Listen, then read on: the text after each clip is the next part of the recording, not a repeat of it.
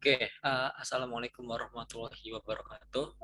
Seperti apa yang telah dijelaskan pada eh, project explanation untuk job search writing, bahwa untuk yang cover letter yang khusus buat master study di sini adalah ada video penjelasan gimana nanti teman-teman untuk mencari nama supervisor dan universitas. Jadi sebenarnya di sini universitasnya nggak dibatasi teman-teman mau kemana kan untuk master study-nya rencananya. Jadi bayangan aja teman-teman pengen ke mana, misalnya ke Amerika, Eropa, Jepang, Australia, dan lain-lain seperti itu. Di video ini hanya menjelaskan contoh aja caranya untuk mencari nama supervisor di universitas tertentu kayak gitu. Dan untuk overall itu nanti sebenarnya step-stepnya kurang lebih sama untuk mencari nama supervisor dan bidang supervisor yang menjadi tujuan nanti teman-teman untuk studi, khususnya untuk master study kayak gitu. Oke, di sini ada contoh ya, contohnya. Uh, jadi misalnya seperti ini. Jadi misalnya teman-teman pengen uh, merencanakan studi atau kuliah S2 di Monash University Australia di bidang teknik sipil gitu kan.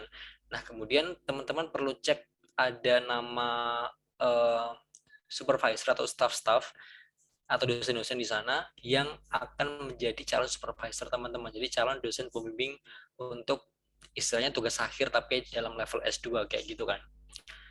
Untuk keywords-nya di Google nanti bisa kayak apa ya, civil engineering staff Monash University misalnya seperti ini.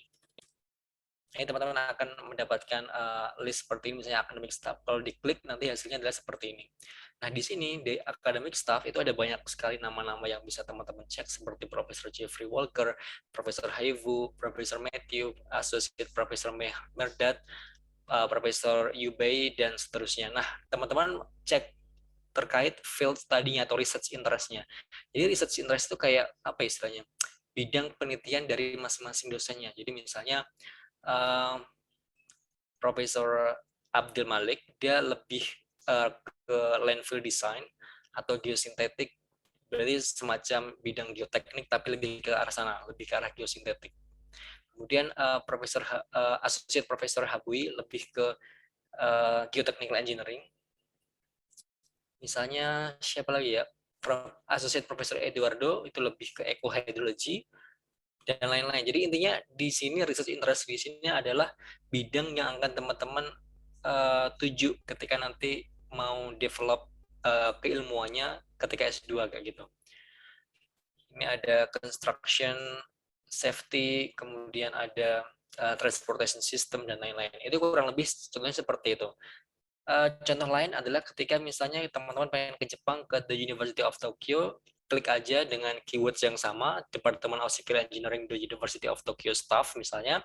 Nanti akan ada faculty members, jadi anggota di fakultas itu. Jadi ada research group, faculty members and research fields, affiliated researchers. Nah, teman-teman bisa cek di sini faculty members and research field. Jadi kita pengen tahu dosen-dosen di sana sama research field-nya apa aja. Kayak gini misalnya teman-teman lebih ke apa ya, misalnya ke hidro transport geotek itu ada semua sebenarnya.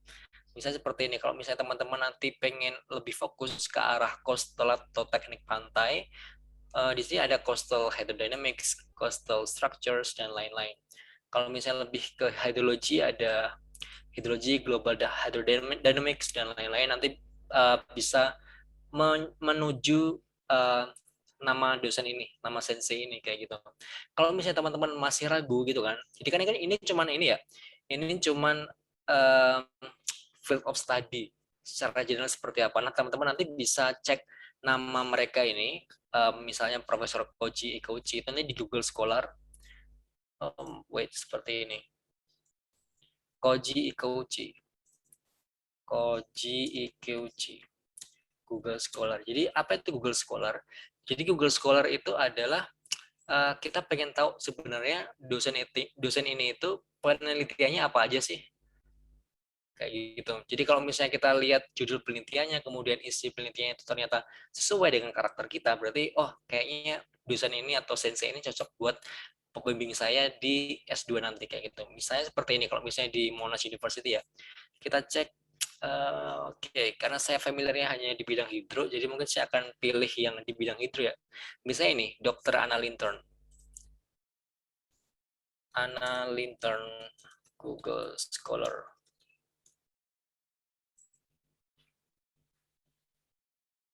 Oke, jadi kita bisa lihat judul-judulnya, kita bisa klik ini. Nah, biasanya kalau ada artikel-artikel yang susah dibuka, maksudnya terkunci gitu kan, biasanya kan kita perlu akses kan. Nah, itu Universitas di UGM itu punya aksesnya. Jadi kalian harus bukanya lewat lib.ugm.ac.id buat baca artikelnya kayak gitu. Jadi fungsinya itu untuk kita biar bisa tahu apa istilahnya, pola penelitiannya itu tentang apa kayak gitu. Karena river engineering itu kan banyak kan, hidrologi juga banyak. Jadi kita pengen spesifik di bidang apa seperti itu. Jadi lebih gampang untuk menganalisis kira-kira penelitian dari dosen itu terkait apa aja kayak gitu. Kayak gitu. Jadi itu kurang lebih seperti itu fungsi dari pencarian website untuk staf akademik yang nantinya menjadi supervisor teman-teman atau dosen pembimbing kayak gitu. Kalau misalnya research interestnya itu mungkin kurang kurang spesifik, teman-teman bisa cek di Google Scholar. Jadi istilahnya Google Scholar. Jadi Google Scholar itu kayak apa ya? Profile media sosial profile, tapi itu khusus untuk penelitian. Jadi kalau misalnya teman-teman mungkin pengen menargetkan dosen-dosen di Indonesia dari ITB, UGM, UI, Brawijaya, Erlangga dan lain sebagainya, teman-teman bisa ngecek nama orang tersebut, kemudian sebelahnya itu dikasih tulisan Google Scholar kayak gitu. Jadi teman-teman bisa cek tulisannya itu apa aja. Seperti itu. Nah, kemudian untuk emailnya, alamatnya itu biasanya ada ya di beberapa website universitas itu ada alamat email dari beliau, kontak yang bisa dihubungi sama alamat kantornya di mana. Kan nanti di cover letter itu biasanya di paling atas ada kayak tujuannya gitu kan, ke siapa, alamatnya di mana mungkin, dan seterusnya. Bisa dicek format contoh cover letter yang buat akademik kayak gitu. Oke, seperti itu ya untuk contoh atau gimana cara mencari nama supervisor atau nama universitas yang teman-teman pengen. Jadi sebenarnya universitasnya bebas, mau di Jerman, Amerika, Australia, Italia, dan lain sebagainya. Yang penting teman-teman tahu namanya siapa, supervisor itu, bidangnya apa, harus sesuai kan. Kemudian ya, dan informasi lain yang dibutuhkan di cover letter kayak gitu.